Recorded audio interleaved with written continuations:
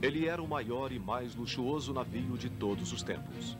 Suas salas imponentes e cabines espaçosas atraíam desde o mais humilde ao mais rico dos passageiros. O RMS Titanic foi aclamado como o barco que jamais afundaria, mas sua viagem inaugural foi subitamente interrompida. Minha mãe teve uma premonição. Desde o começo, ela sabia que tinha algo para temer. No início de uma noite sem luar, apenas 4 dias depois de partir, os passageiros sentiram uma falsa sensação de segurança e, repentinamente, o Titanic colidiu com um iceberg. Logo em seguida, sentimos a pior batida que nenhum ser humano poderia imaginar que acontecesse. Foi terrível. Depois de cerca de 3 horas dramáticas, o Titanic não teve salvação e afundou nas águas geladas de Terra Nova, junto à costa do Canadá, no Oceano Atlântico. Cerca de 700 passageiros escaparam em botes salva-vidas, mas presenciaram o drama de amigos e parentes que não conseguiram deixar o barco e desapareceram junto com o transatlântico. Os gritos e sons que eu escutei são algo impossível de descrever. Foram os ruídos mais pavorosos que eu já ouvi. Para os sobreviventes do lendário desastre, a noite fatal de 14 de abril de 1912 ficou guardada para sempre na memória. Titanic, a tragédia contada pelos sobreviventes.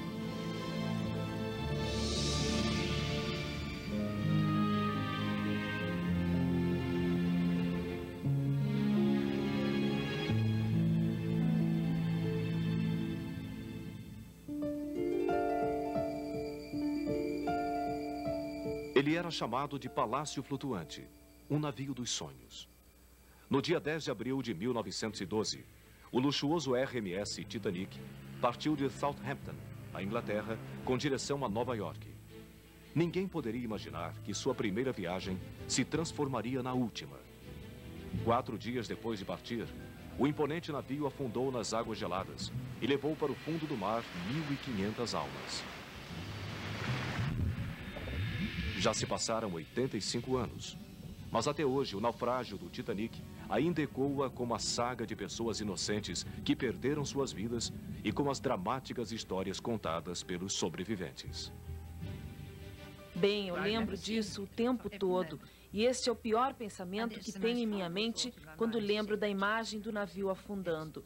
Eu vejo como tudo aconteceu. Aqueles que estavam na parte esquerda do navio que colidiu com o iceberg foram os que entraram em pânico primeiro. Eles estavam gritando. Bem, eu tenho registrado perfeitamente em minha memória a noite do naufrágio. Eu me lembro como se tivesse acontecido ontem. Toda vez que vejo uma foto do Titanic, tenho a impressão de reviver aquele momento.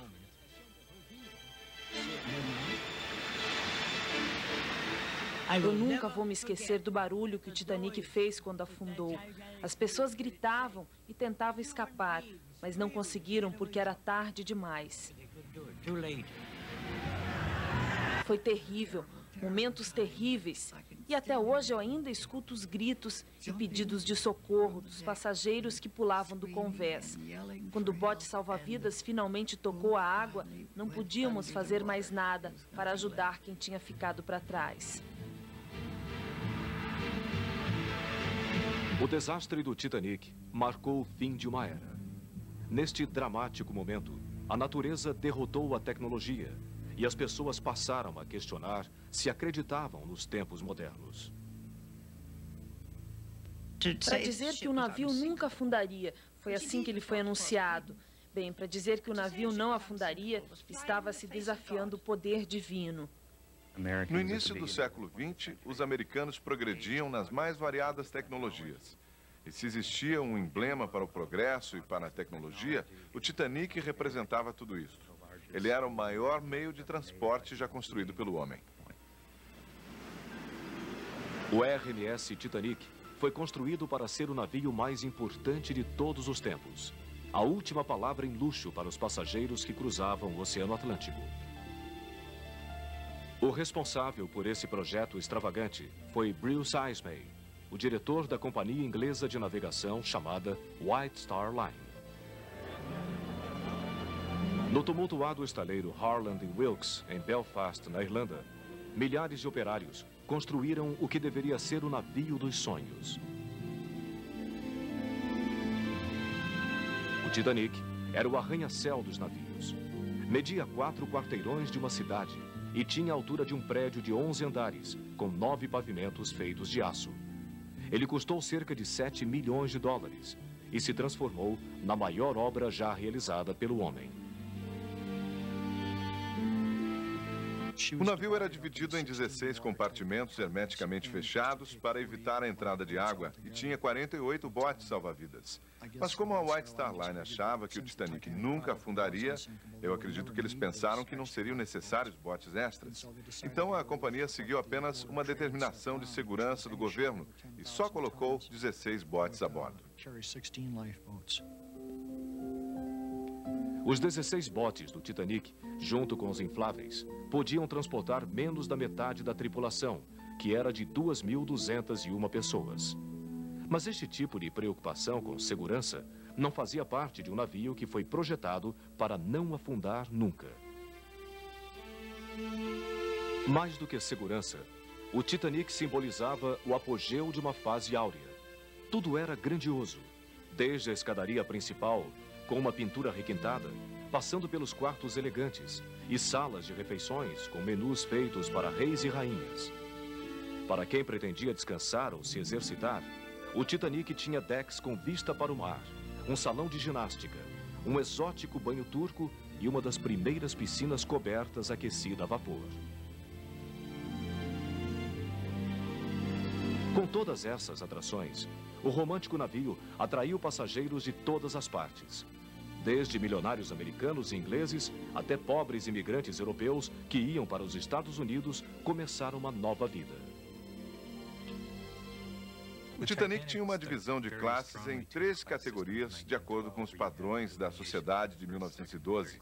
A primeira classe era destinada aos milionários, a segunda, a classe média americana, e a terceira para os imigrantes.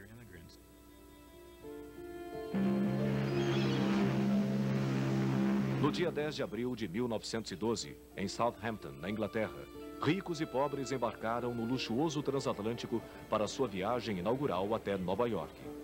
No porto, parentes e amigos desejavam boa viagem, sem imaginar que muitos dos que estavam no transatlântico não seriam vistos nunca mais. Logo que o navio partiu, os passageiros da primeira classe entraram em seus luxuosos quartos. Entre eles estava John Jacob Astor, o mais rico de todos a bordo. Ele viajava ao lado de Madeline, sua jovem mulher que estava grávida.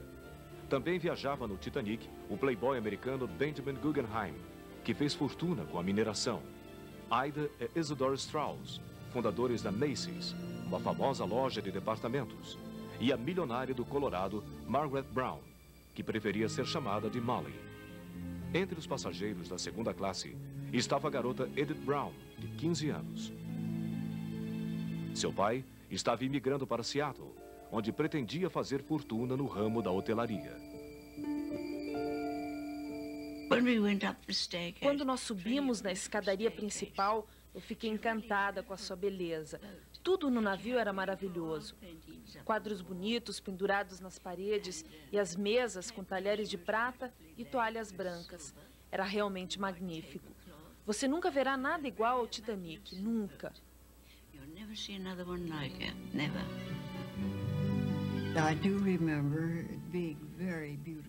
Eu também lembro que tudo era lindo e grandioso. Meu pai não viajou conosco porque estava na Índia. Ele trabalhava lá há 6 anos, mas meu irmão caçula ficou muito doente e os médicos falaram que ele tinha que se tratar nos Estados Unidos, ou então morreria.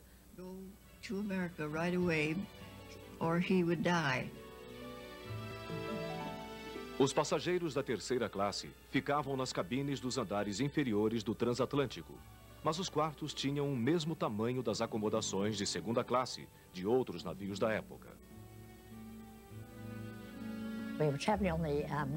Nós estávamos viajando no Titanic porque íamos morar na cidade de Kansas, onde meu pai pretendia abrir uma loja.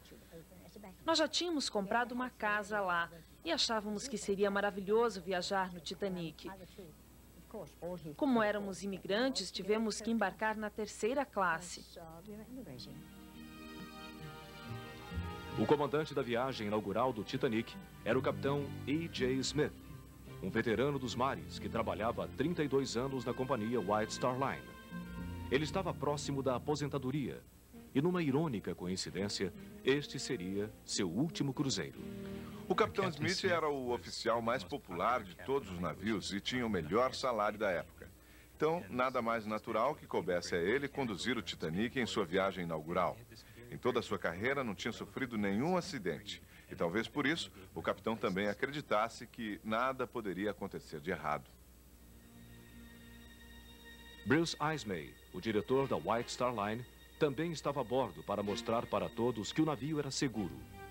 Apesar disso, alguns passageiros eram supersticiosos e tinham medo da primeira viagem. Minha mãe teve uma premonição e nunca dormia à noite. Ela passava a noite inteira acordada e só adormecia depois do amanhecer. Eu ficava com meu pai e pensávamos como era estranho minha mãe passar o dia todo dormindo.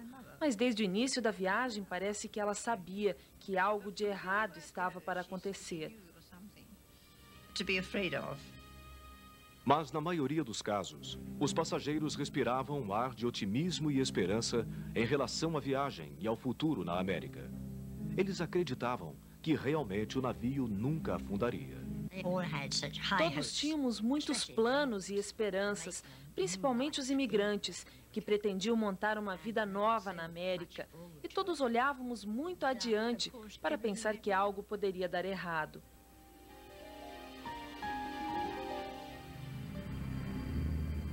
No dia 14 de abril, o Titanic ia enfrentar seu pior pesadelo.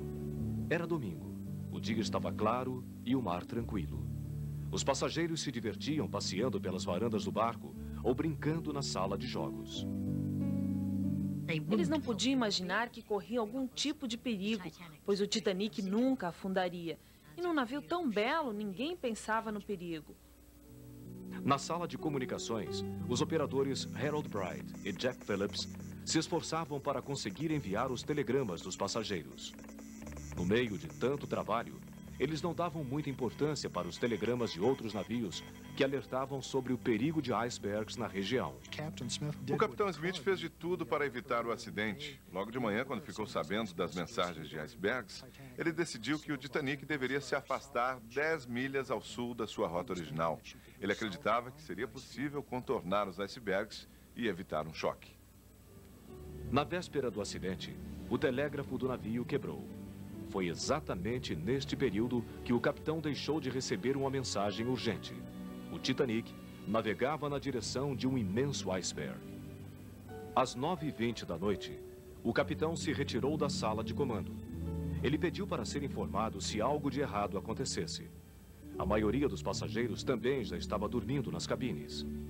Pouco antes das 11h40, o marinheiro Frederick Fleet avistou um objeto negro à frente do navio.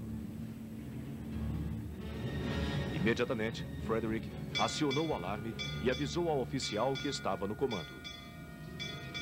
Tem um iceberg na nossa frente, toda a velocidade a leste, virar a este bordo. O primeiro oficial, William Murdoch, ordenou mudar o curso do navio e reverter as turbinas, mas era tarde demais. Às 11h40 da noite, um barulho ensurdecedor parecido com um trovão ecoou pelo navio. O Titanic tinha se chocado com um iceberg.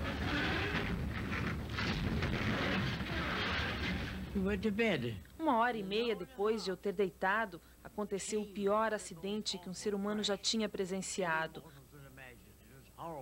Foi horrível. Meu pai estava próximo da porta e disse: "Pegue suas roupas de frio e me siga." Minha mãe saiu da cabine e perguntou para o marinheiro o que tinha acontecido. "Por que nós paramos no meio do oceano?" Ele respondeu que não tinha acontecido nada demais, que tinha sido apenas um pequeno acidente. O navio seria consertado e a viagem voltaria ao normal em poucos minutos. O primeiro oficial, Murdoch, mandou fechar os compartimentos que davam acesso ao porão do navio, mas a água continuava a entrar no Titanic. O chefe de armazenamento do setor dos caldeirões número 5, que fica na parte inferior do navio, disse que o estrondo da batida foi parecido com um tiro.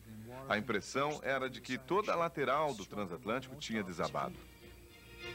O iceberg perfurou o casco do navio, rompendo 6 compartimentos criados para vedar a passagem de água. Os projetistas do Titanic nunca imaginaram que nada de tão grave poderia acontecer. Quando um compartimento ia ficando cheio d'água, ele transbordava e alagava o outro compartimento, e assim sucessivamente, até que tudo estivesse cheio de água. O naufrágio do Titanic passou a ser uma questão de tempo.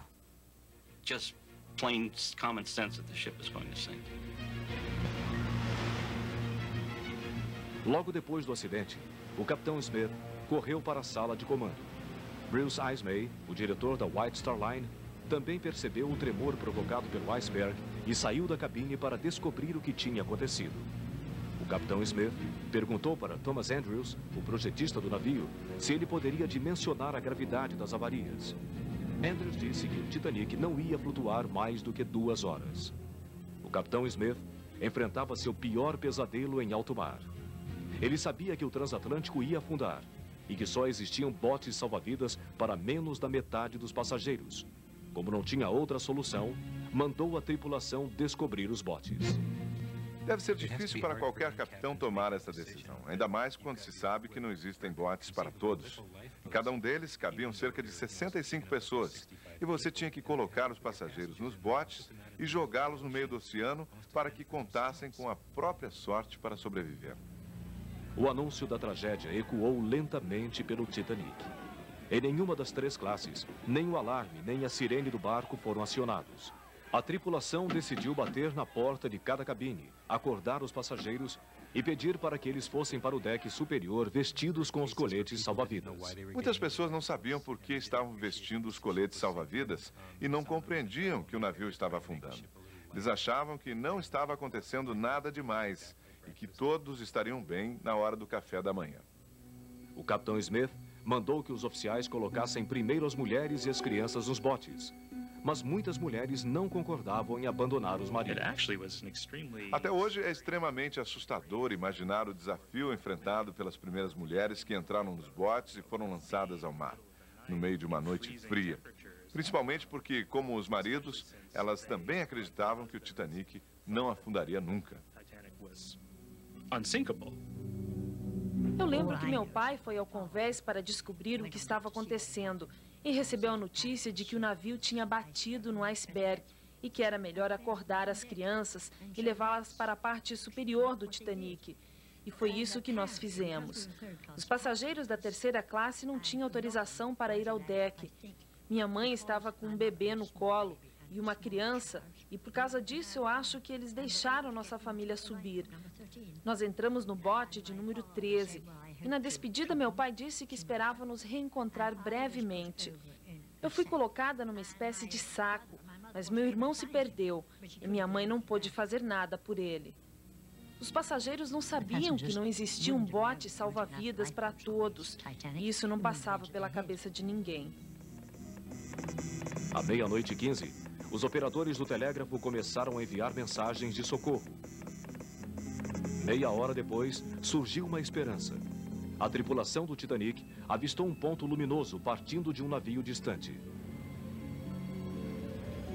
O oficial Joss Boxall disparou vários foguetes sinalizadores de socorro.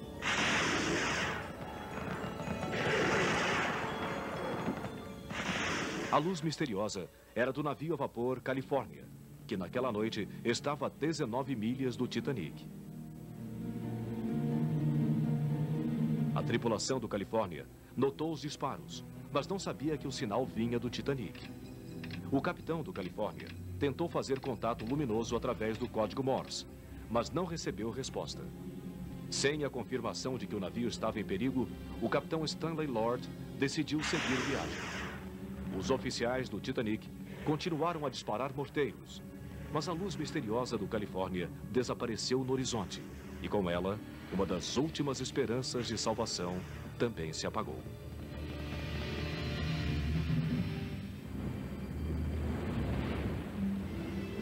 A tragédia do Titanic não aconteceu em apenas 10 ou 20 minutos.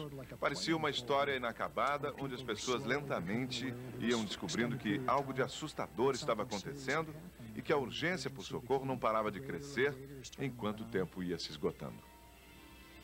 Apesar dos problemas, os músicos do Titanic levaram os instrumentos para o convés e começaram a tocar na tentativa de acalmar os apavorados passageiros que entravam nos botes salva-vidas.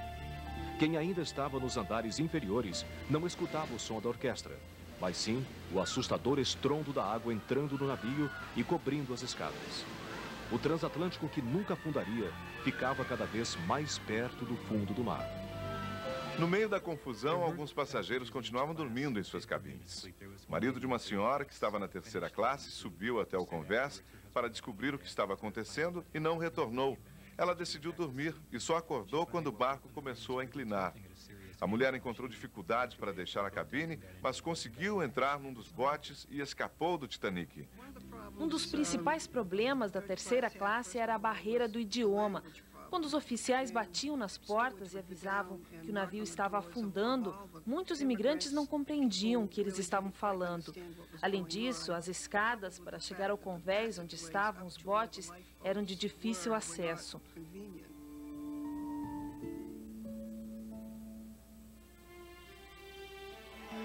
O barulho nas escadas era ensurdecedor. As pessoas corriam por todos os lados. Os passageiros gritavam o tempo todo, enquanto passavam apressados pelos corredores e salões. Nós colocamos nossas roupas, os vestidos de noite, calçamos os sapatos, mas não pegamos nenhum colete salva-vidas.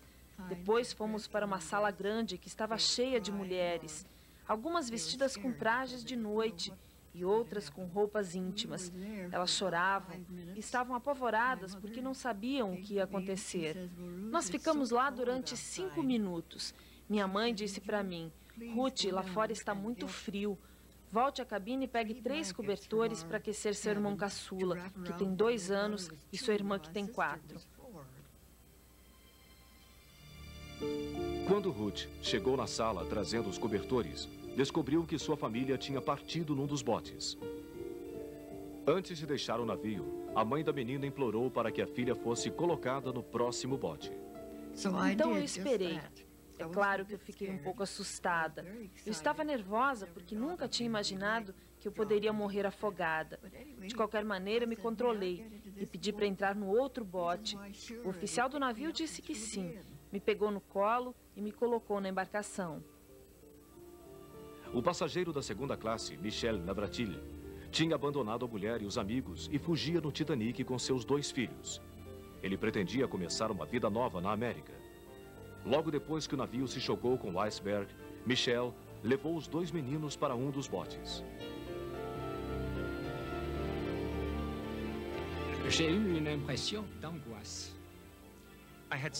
Eu estava ansioso, provavelmente porque estava longe da minha mãe e não entendia que o Titanic ia afundar. Meu pai me colocou no bote e ainda lembro do momento em que soltaram as cordas e do barulho do pequeno barco batendo na água e das ondas do mar.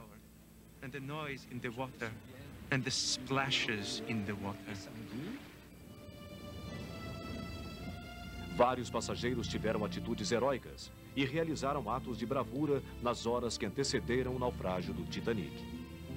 Eu li dezenas de histórias de mulheres que tiveram a oportunidade de sair do Titanic, mas não aceitaram. A senhora Strauss foi uma delas. Um dos oficiais disse para ela entrar num dos botes. O marido dela ia continuar no navio porque tinha cedido seu lugar para uma mulher que estava com uma criança no colo.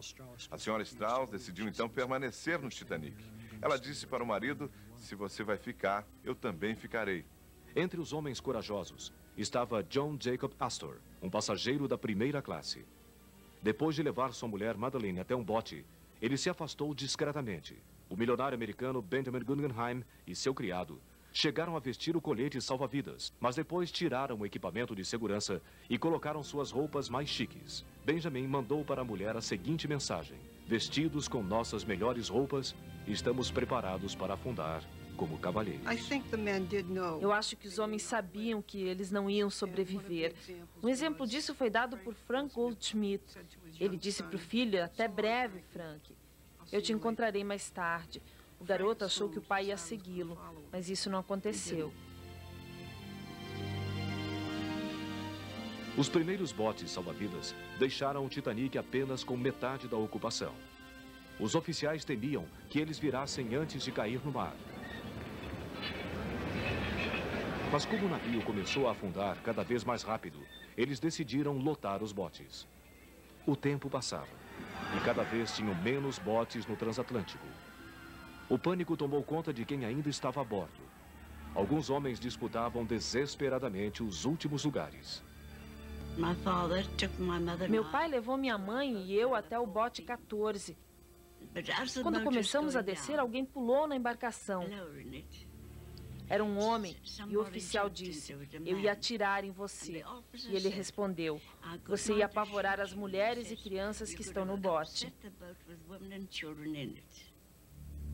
Um outro passageiro da terceira classe, chamado Daniel Buckley, pulou no bote número 4. Ele desceu agarrado na parte inferior da embarcação. Daniel contou que uma mulher colocou um cachecol na cabeça dele. Os oficiais do Titanic acharam que era uma mulher e deixaram Daniel seguir no bote. Alguns garotos que estavam entrando na adolescência tinham o direito de pegar os botes, mas isto não aconteceu. Os meninos foram barrados porque já não eram tão novos. Eles eram considerados jovens homens e não garotos. A senhora Lucille Carter estava em pé ao lado do filho de 12 anos de idade. Ela tirou o chapéu de palha da cabeça, colocou no filho e disse: agora podemos ir, ele é uma menina. Até às 2 da madrugada, o diretor da White Star Line, Bruce Ismay, ajudava a salvar as mulheres e as crianças. Mas momentos antes do penúltimo bote descer, ele decidiu salvar sua própria vida e abandonou o navio. Pouco depois das 2 horas da manhã, o último bote foi lançado nas águas geladas. Os passageiros atordoados ouviam a orquestra tocar o hino religioso, Meu Coração com Deus. A suave música foi interrompida bruscamente quando a polpa do navio se elevou rapidamente como um gigante indomável. Como os poucos botes já tinham partido, você pode imaginar o pânico dos passageiros que ainda estavam a bordo. Bem, eu acho que não dá para imaginar. Ninguém pode imaginar isto. Às 2h10, a polpa do Titanic continuava a se levantar. Faltava pouco para o transatlântico mergulhar de vez no fundo do mar.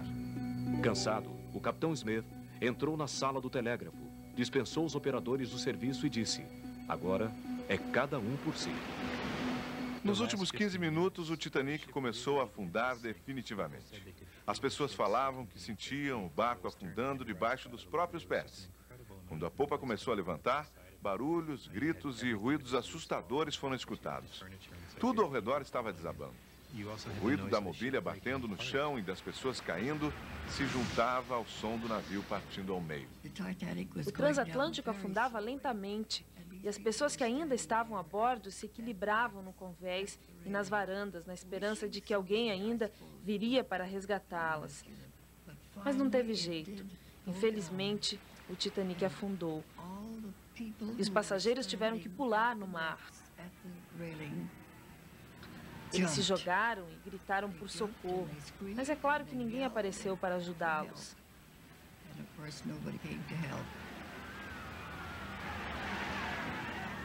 Eu nunca vou me esquecer do barulho horrível que o navio fez quando afundou.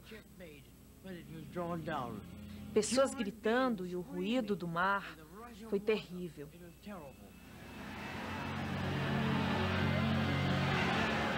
Às 2h20 da madrugada, a polpa do Titanic desapareceu no meio do mar. Momentaneamente, tudo ficou silencioso. Mas logo em seguida, o som de vozes desesperadas ecoou pela superfície do oceano. Eu acho que a maioria das pessoas saltou do navio. Os passageiros pularam momentos antes do naufrágio ou caíram na água quando o navio afundou. Quase todos os 500 desaparecidos ficaram flutuando depois que o transatlântico mergulhou no oceano. Nós remamos o mais rápido possível porque as pessoas que estavam gritando por socorro queriam entrar em nosso bote.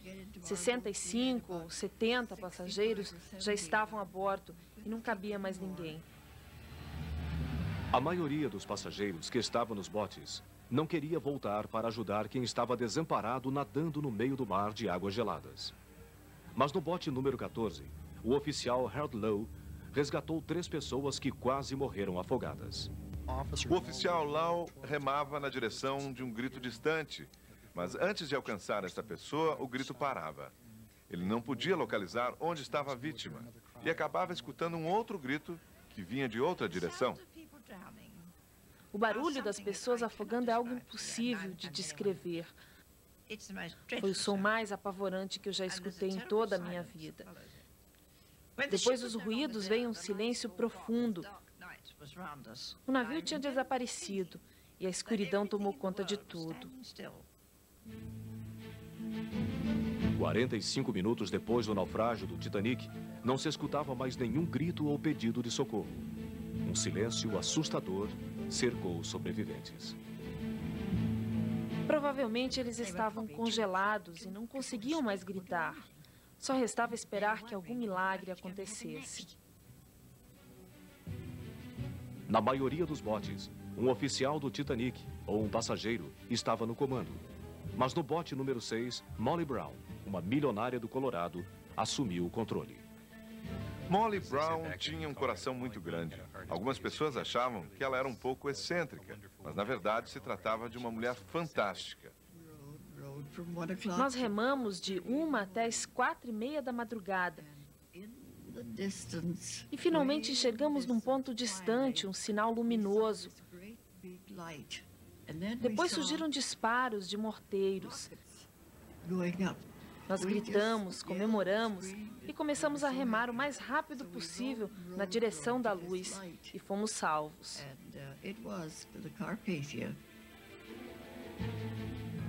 O navio Carpathia, que era comandado pelo capitão Arthur Rostron, procurava pelo Titanic desde a noite anterior, quando recebeu o pedido de socorro do transatlântico. Às 4 horas da madrugada de segunda-feira, o Carpathia resgatou 705 sobreviventes do Titanic. Logo que subi no Carpathia, um dos passageiros do Titanic estava esperando por mim ao lado do meu irmão e da minha mãe. É claro que quando eu vi meu irmão, eu fiquei muito aliviada.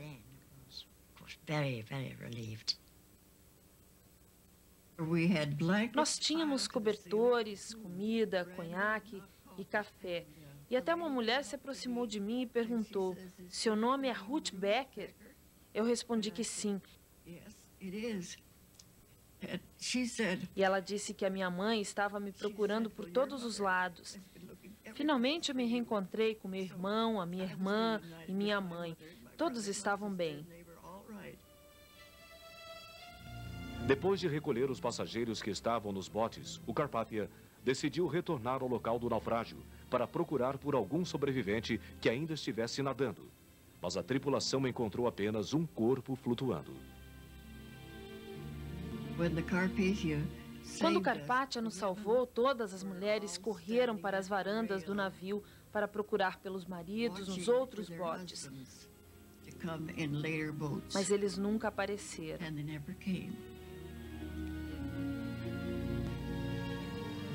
Dor e alívio se misturaram no convés do Carpathia, enquanto o comandante mudava a rota do navio para Nova York.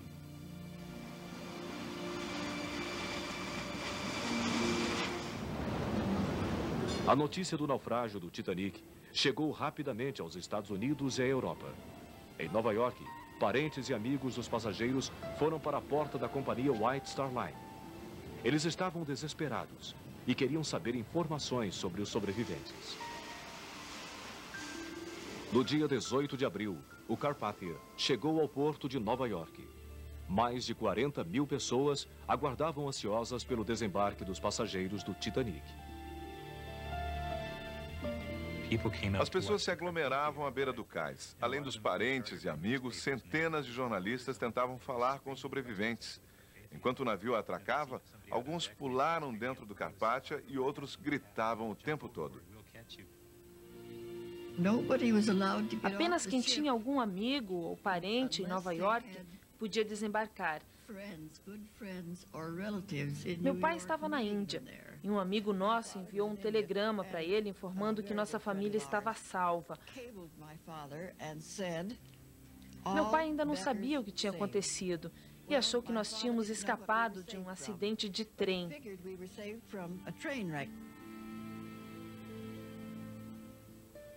Voltar para casa era um momento difícil para os sobreviventes da tragédia. Alguns tinham perdido a família inteira no desastre.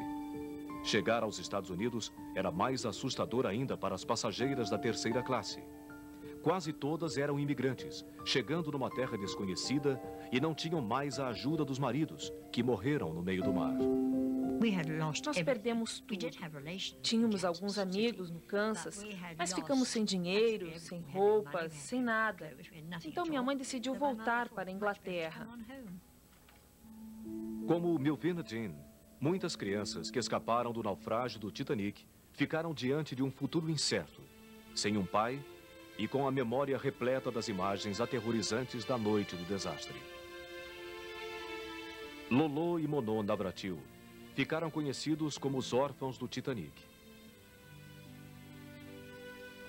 O pai deles, que tinha raptado as crianças da mãe, morreu no meio do mar. 3 semanas depois do acidente, a mãe dos meninos leu a notícia no jornal francês e descobriu onde estavam os filhos.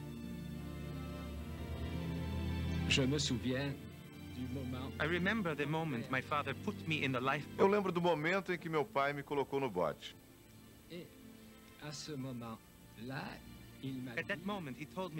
Ele disse para eu sempre amar minha mãe.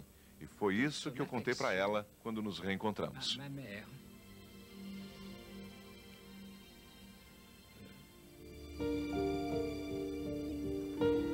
Diante de tantas vítimas, os governos americano e britânico decidiram abrir um inquérito para apontar o culpado pelo naufrágio. O capitão Smith, que morreu no acidente, foi considerado inocente. O diretor da White Star, Bruce Ismay, também foi absolvido, mas teve que enfrentar as acusações da imprensa. Os jornalistas não perdoaram o fato dele ter escapado do navio enquanto mulheres e crianças ainda estavam a bordo. O comandante do barco Califórnia também recebeu várias críticas porque não atendeu o pedido de socorro quando viu os disparos dos morteiros de alerta. Eu acho que não se pode culpar apenas uma pessoa pelo desastre do Titanic e por todas as mortes. Uma série de fatores contribuíram para a tragédia. Se o Titanic tivesse um número suficiente de botes salva-vidas, certamente ninguém teria morrido, porque teria tempo para salvar toda a tripulação. O contraste dos mais de 1.200 mortos contra os 700 sobreviventes chocou o mundo. Ainda mais quando se descobriu que foram resgatados mais homens da primeira classe do que crianças da terceira.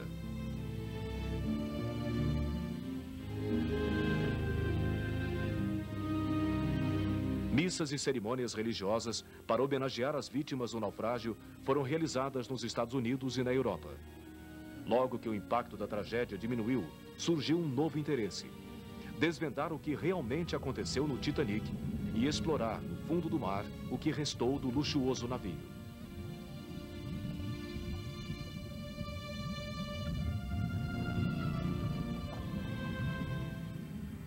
Em setembro de 1985, mais de 73 anos depois do naufrágio, finalmente uma equipe de cientistas conseguiu chegar ao Titanic.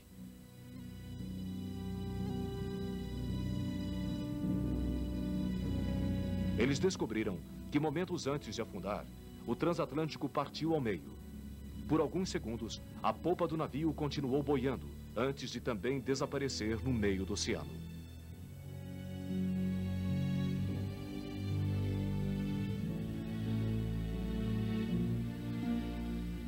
Os cientistas começaram um trabalho de resgate para tentar recuperar o que sobrou do navio, e chegou a se cogitar a hipótese de içar o Titanic.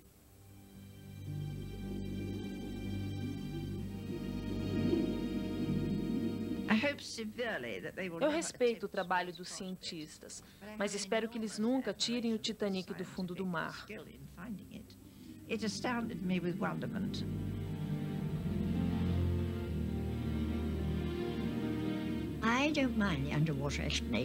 Eu acho que eles estão completamente errados. O Titanic deve ficar onde está, no fundo do mar.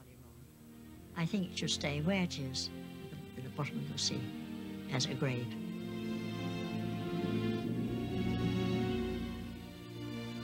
O naufrágio do Titanic deixou uma lição para a humanidade. Uma lição de lealdade, bravura e sacrifício. Uma tragédia que provocou a morte de mais de 1.200 pessoas e que ficou guardada para sempre na memória de quem enfrentou os momentos de pânico na noite de 14 de abril de 1912.